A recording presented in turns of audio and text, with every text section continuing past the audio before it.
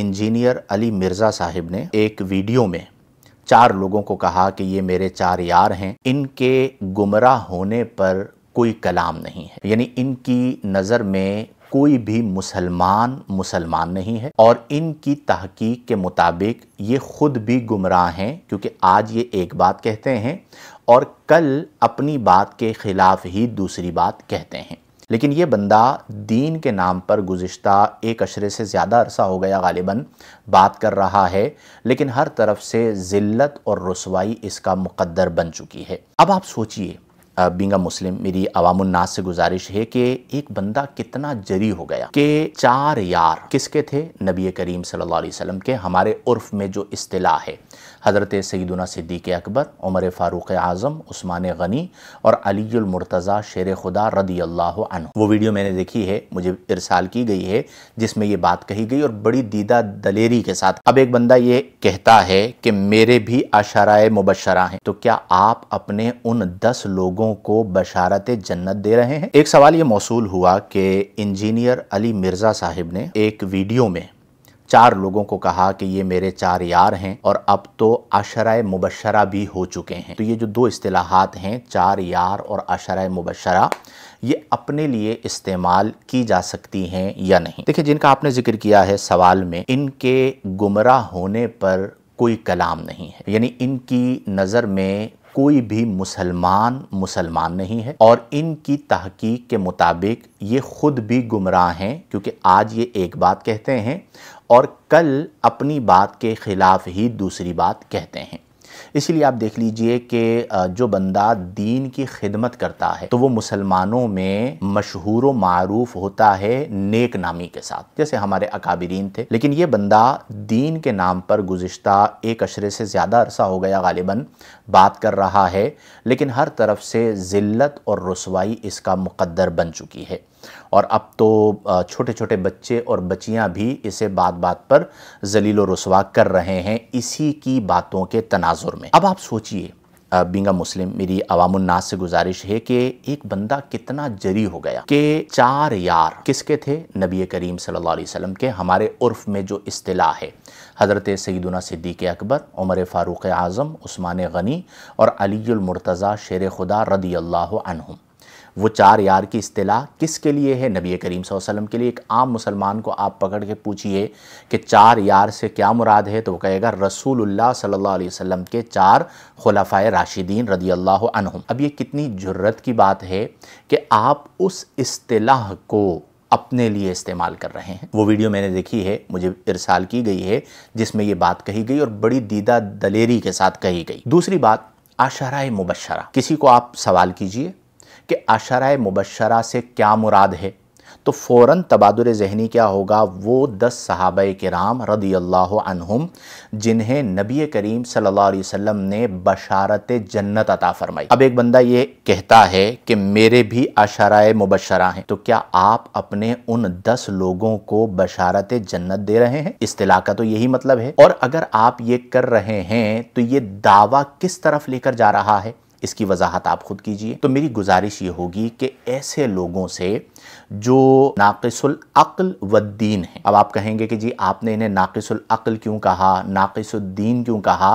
اس کی وجہ یہ ہے کہ اس شخص نے باقاعدہ دین کو اس طریق پر نہ پڑھا، نہ سمجھا، نہ سیکھا جو طریق اکابر صحابہ کرام رضی اللہ عنہم اور علماء دین سے چلا آ رہا تھا۔ جب بندے کا حال یہ ہو جائے کہ وہ اپنے آپ کو عقل کل سمجھ لے اور قرآن اور حدیث کو اپنی عقل کے تابع کر دے، اور ہر چیز کے اندر عقل کے گھوڑے دوڑائے، اور جس کا کام ہی جھگڑنا ہو، یعنی آپ خود سوچئے ہمارے دین میں جھگڑے سے منع کیا گیا۔ یہ بندہ کئی بار ایسی ویڈیوز آئیں کہ جن میں یہ ذاتیات پر اتر آتا ہے، علماء کرام کے حوالے سے بد کلامی کرتا ہے، بدتمیزی کرتا ہے۔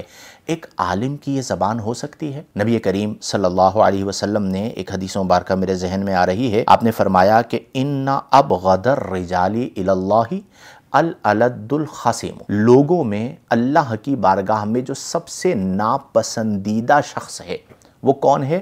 الالد الخصمو، جھگڑا کرنے والا شخص، یعنی جو بات بات پر جھگڑا کرتا ہے۔ اب ان کی کون سی ویڈیو ہے جس میں یہ جھگڑا نہیں کرتے اور کس سے نہیں کرتے؟ یعنی جس بندے کی نظر میں کوئی مسلمان نہ ہو، جس بندے کی نظر میں جتنے علماء، جتنے اکابر اولیاء دنیا سے پردہ فرما چکے، وہ تمام کے تمام بھی کافر ہوں، ان عبارات کی وجہ سے جو الزاماً کفریہ ثابت کی گئیں اور ان کے اوپر اس طرح تحقیق نہیں کی گئی جس طرح تحقیق ہونی چاہیے، اور ان کی طرف کفر کو منسوب کر کے تمام مسلمانوں کو کافر قرار دیا جائے، اس سے بڑا جھگڑا کیا ہوگا؟ یعنی آپ دین کی بات کریں، دین کے نفع کے لیے، آپ الٹا اس پر آ گئے کہ آپ نے سارے مسلمانوں کو کافر قرار دیتے چلے گئے، اور آج ہمیں یہ وقت دیکھنا پڑا کہ جو خاصہ ہے نبی کریم صلی اللہ علیہ وسلم کا کہ آپ کے 4 یار ہیں، یعنی 4 صحابہ کرام خلفائے راشدین، اور ان میں جو ترتیب خلافت ہے وہی ترتیب افضلیت ہے اہل سنت کے موقف کے مطابق، اور اسی طرح عشرہ مبشرہ وہ 10 صحابہ کرام جن کو نبی کریم صلی اللہ علیہ وسلم نے ایک مجلس میں بشارت جنت عطا فرمائی، ان اصطلاحات کو آپ اپنے لیے استعمال کر رہے ہیں۔ آپ سوچئے اس سے بڑی جرت کیا ہوگی؟ اور یہی وجہ ہے کہ آج جو ذلت و رسوائی مقدر بن چکی ہے امت مسلمہ میں، دیکھیں جو دین کا کام کرتا ہے امت مسلمہ تو اسے عزت دیتی ہے، لیکن آپ امت مسلمہ کے اندر اذل الناس ہوئے، اس کا سبب کیا بنا؟ اس کا سبب یہی بنا کہ آپ نے اتنی جرت کی کہ ان اصطلاحات کو اپنے لیے استعمال کرنا شروع کر دیا۔ تو یہ جرت کی بات ہے، اس پہ توبہ بھی کرنی چاہیے، اور عوام الناس کو اس بات کو سمجھنا چاہیے کہ جس کے پیچھے آپ چل رہے ہیں، ان کی ایک بڑی اصطلاح ہے اسٹوڈنٹس، طلبہ، تو ان طلبہ سے کہوں گا کہ جس کے پیچھے آپ چل رہے ہیں وہ یہاں تک تو آ گیا کہ اس نے 4 یار کی اصطلاح اپنے لیے استعمال کر لی، کل وہ حق کا لفظ بھی لگا لے گا، حق 4 یار، اور عشرہ مبشرہ کی اصطلاح بھی اپنے لیے استعمال کر لی، تو آپ سوچئے کہ پھر نتیجہ کہاں پر جا کے نکلے گا۔ لہٰذا اس طرح کے لوگوں کو جو صرف جھگڑتے ہیں، انتشار کی بات کرتے ہیں، افتراق کی بات کرتے ہیں، یوں کہہ لیجئے ذاتیات پر اتر آتے ہیں، اپنی ذات پر انہیں کنٹرول نہیں ہوتا، ذاتی مسئلہ بنا لیتے ہیں، بدتمیزی کرتے ہیں۔ آپ دیکھیں سامنے کتب دینیہ موجود ہوتی ہیں، قرآن غالباً موجود ہوتا ہے، احادیث کی کتابیں رکھی ہوتی ہیں، اور ان کی موجودگی میں آپ اتنی سوقیانہ زبان استعمال کرتے ہیں۔ ایسے بندے کو اگر آپ سنیں گے تو یقیناً آپ کی گمراہی کا سبب بنے گا۔ آپ دین سے وابستہ رہیں، 5 نمازوں کی پابندی کریں، اور صغائر و کبائر سے اجتناب برتیں، اور سب سے اہم چیز یہ ہے اخلاق۔ جس بندے میں اخلاق نہیں ہے، جو بد کلام ہے، بدتمیز ہے، بد اخلاق ہے، اس کے نتیجے میں جو سننے والا ہے اس میں بھی وہی اوصاف آئیں گے۔ نبی کریم صلی اللہ علیہ وسلم نے فرمایا کہ بعثت لأتمم مکارم الاخلاق، کہ مجھے مبعوث کیا گیا تاکہ میں اخلاق کی خوبیوں کا اتمام کروں، یعنی انہیں اس کے کمال تک پہنچاؤں۔ لیکن یہ جو لت لگ جاتی ہے نا سستی شہرت کی، کہ میں کسی بڑی شخصیت کے خلاف بیان دوں تو میں مشہور ہو جاؤں گا، میں کوئی اختلافی بات کروں تو میں مشہور ہو جاؤں گا۔ آج سوشل میڈیا پہ آپ دیکھیے جو مشاجرات صحابہ کا نظریہ ہے، یا مشاجرات صحابہ پر جو لوگ محاذ آرائی کرتے ہیں، ان کا مقصد کیا ہوتا ہے؟ سوشل میڈیا کو حصول شہرت کا ذریعہ بنانا، یا سوشل میڈیا کو حصول مال کا ذریعہ بنانا۔ اب ایسے لوگ جو دین کو شہرت کے لیے بیچ رہے ہوں، یا ایسے لوگ جو دین کو مال کے لیے بیچ رہے ہوں، اور راتوں رات وائرل ہونے کے نشے میں مبتلا ہوں کہ بس میں کسی طرح وائرل ہو جاؤں تاکہ مجھے کسی پر بھی کلام کرنا پڑے تو میں کر لوں، تو یاد رکھ لیجئے کہ پھر یہ خود تو مریں گے، بلکہ میں یوں کہوں گا خود تو مرے ہیں، آپ کو بھی مروا رہے ہیں اور مروا دیں گے۔ تو آپ یہ دیکھیں نا، ڈاکٹر کے پاس بھی آپ جاتے ہیں تو دیکھتے ہیں مستند ڈاکٹر ہے یا نہیں۔ سوشل میڈیا پہ جو ایرا غیرہ نتھو خیرہ آپ کے سامنے آ گیا، آپ نے اسے سننا شروع کر دیا، تو پھر آپ پریشان ہوں گے۔ علماء ربانیین کے پاس جائیں، ان کی کوشش یہ ہوتی ہے کہ علماء ربانیین سے آپ کو بدزن کر دیں۔ اب کئی علماء کرام ہیں جنہوں نے ان کے رد میں بڑی تحقیقی گفتگو کی، حوالوں کے ساتھ محولہ گفتگو کی، لیکن جس کی گردان یہی ہو کہ میں نہ مانوں تو اس کا آپ کیا کر سکتے ہیں؟ پھر وہ خود ہی بھگتے۔ دیکھیں اللہ کے دین نے باقی رہنا ہے، جو مسلمانوں میں انتشار کرتا ہے، افتراق کرتا ہے، وہ بالآخر ذلیل و رسوا ہوتا ہے، کیونکہ اللہ کے دین نے باقی رہنا ہے۔ اور اگر آپ علماء ربانیین کے پاس بیٹھیں گے تو آپ کو اصلاح نفس کا موقع ملے گا اور قرآن و حدیث اس کے روح کے مطابق سمجھنے کا موقع ملے گا۔ الزام لگانا آسان ہوتا ہے، تو اس لیے ایسے لوگوں سے کنارہ کشی اختیار کی جائے اور ان سے پوچھا جائے کہ بھئی آپ نے کیسے کہہ دیا کہ میرے جو 10 لوگ ہیں وہ عشرہ مبشرہ ہیں۔ عشرہ مبشرہ کی اصطلاح تو جنتی صحابہ کے لیے ہے، صحابہ میں بھی 10 مخصوص صحابہ کے لیے ہے۔ آپ نے 4 یار اپنے لوگوں کو کیسے کہہ دیا جن کا حال یہ ہے کہ ان کا کچھ مبلغ علمی نہیں ہے۔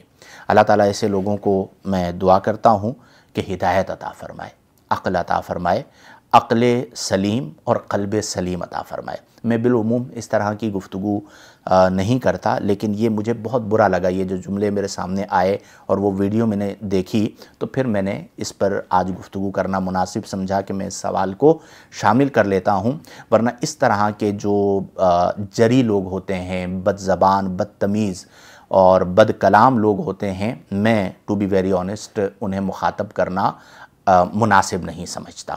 قالوا سلامہ کا جو ہے وہ طریق ہوتا ہے کہ وَإِذَا خَاطَبَهُمُ الْجَاهِلُونَ قَالُوا سَلَامًا۔ اب یہ عوام الناس نے فیصلہ کرنا ہے کہ آپ نے ایسے ہی لوگوں کے پیچھے رہنا ہے یا دین کے ساتھ چلنا ہے، اور جو لوگ دین کو سننے والے ہیں وہ اس طرح کی لا یعنی بحثوں میں نہ پڑیں۔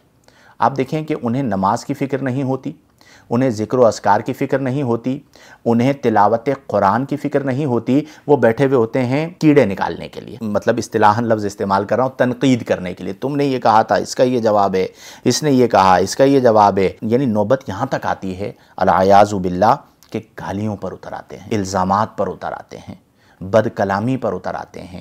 دین کے نام پر یہ سب کچھ کیا جائے گا، میں نے تو بہرحال اس کا تصور نہیں کیا تھا۔ اللہ تعالیٰ ہمارے احوال پر رحم فرمائے، ہم سب کو ہدایت پر ثابت قدمی عطا فرمائے۔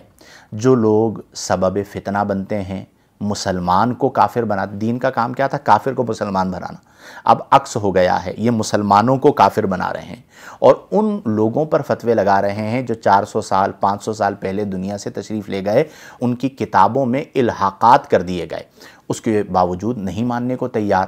اور پھر مجھے حیرت اس پر بھی ہوئی کہ ایک طرف کہیں گے کہ یہ کافر ہیں، یہ عبارات کفریہ ہیں، جب کفریہ عبارات ہیں تو قائل کافر ہوگا، دوسری طرف کہیں گے نہیں جی ہم ان کے پیچھے نماز بھی پڑھتے ہیں۔ تو بھئی آپ جب کافر کہہ رہے ہو تو ان کے پیچھے نماز کیوں پڑھتے ہو؟ اس کا جواب دو، یا کافر نہ کہو یا نماز نہ پڑھو۔ آپ کو اجتماع ضدین نظر آئے گا، اجتماع نقیضین نظر آئے گا۔ اس کی وجہ کیا ہے کہ انہوں نے دین کو کما حقہ سمجھا نہیں، علماء ربانیین کی صحبت میں نہیں بیٹھے، سطحی کتابیں پڑھی، مختلف مکاتب فکر کے ایک دوسرے پر جو اعتراضات تھے وہ سب پڑھے، ادھر والے اعتراضات ان پر کر دیے، ان کے اعتراضات ان پر کر دیے، اور جی بڑا نام بنا لیا۔ بس میں دعا کر سکتا ہوں ہمیں ہدایت پر ثابت قدمی عطا فرمائے، ایسے افراد کو بھی رجوع کی توفیق عطا فرمائے۔ یہ الفاظ کسی بھی صورت میں ایکسیپٹڈ نہیں ہیں۔ اور ایک لمحے کے لیے تصور کریں کہ کوئی اور یہ جملے کہتا کہ جی میرے جو 4 لوگ ہیں یہ 4 یار ہیں، اور میرے جو 10 لوگ ہیں، یعنی کسی کی ایک کمیٹی بنی ہوئی ہوتی 10 لوگوں کی، تو کہتا یہ میری جو 10 لوگوں کی کمیٹی ہے یہ عشرہ مبشرہ ہیں میرے، تو آپ ہی مائک کے سامنے آ جاتے کیمرہ لگا کے اور پھر آپ ان کی طبیعت صاف کرتے کہ یہ تم نے کیا کہہ دیا اور تمہاری جرت کیسے ہوئی یہ کہنے کی، اور شاید فتویٰ بھی لگا دیتے سب کچھ۔ تو آپ کیسے بچ سکتے ہیں؟ اس لیے یہ جری دین میں ہمیشہ ایک دعا کیا کیجئے۔ میں اکثر طلباء کو بھی یہ کہتا ہوں کہ اللہ تعالیٰ ہمیں دین میں جری ہونے سے بچائے۔ جب ایک بندہ دین میں جری ہو جاتا ہے تو وہ بڑے نقصان کا سبب بنتا ہے، جیسا کہ ہمیں نظر آ رہا ہے۔ اللہ تبارک و تعالی ہمیں قرآن و حدیث کے مطابق، قرآن و سنت کے مطابق، شریعت و سنت کے مطابق اور احکام شریعت کے مطابق زندگیاں گزارنے کی توفیق عطا فرمائے۔ آمین بجاہ النبی الامین، وآخر دعوانا ان الحمد للہ رب العالمین۔